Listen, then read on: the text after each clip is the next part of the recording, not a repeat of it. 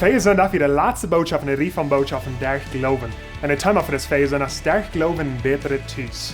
Nu, Jezus die verspraakt ons een betere thuis in alle eeuwigheid met God in Himmel, wo de keine weide meer wordt zijn. Hij zegt te de jingen en te de mensen, ik ga nu mijn Vader zum de sterrenrijk maken voor jullie. En alles wat we moeten doen is geloven aan Jezus Christus en dat hij starb voor onze zin in afstand van dood. Op ons geloven aan die verspreking, wat God ons heeft gegeven, is bloos zo sterk als wat we vertrouwen hebben op die verspreking.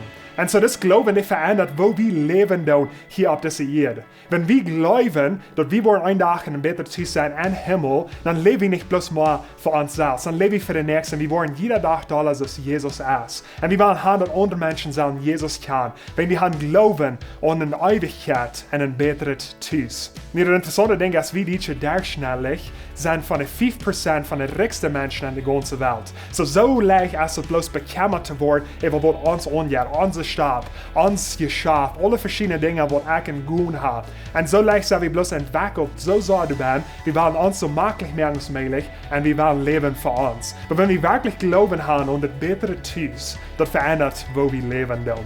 Nu in Openbaring Kapitel 21 zit Johannes dort. Der Himmel kommt hier auf die Erde ab. Und das ist ein neuer Himmel und das ist eine neue Erde. Und Gott merkt sein Thuis hier among die Menschen.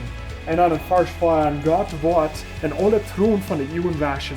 Du wirst kein Tod oder Trier oder Heilung oder weiter mehr sein. Wie es was für der Herr ist verschwunden. Und so das ist die Versprechung, wo wir sind, gegeben worden, wenn wir an Gott glauben tun. So wo stark ist das Glauben an den besseren Thuis, wenn er verändert, wo wir leben tun. Gott sei nicht, eine gute Weg.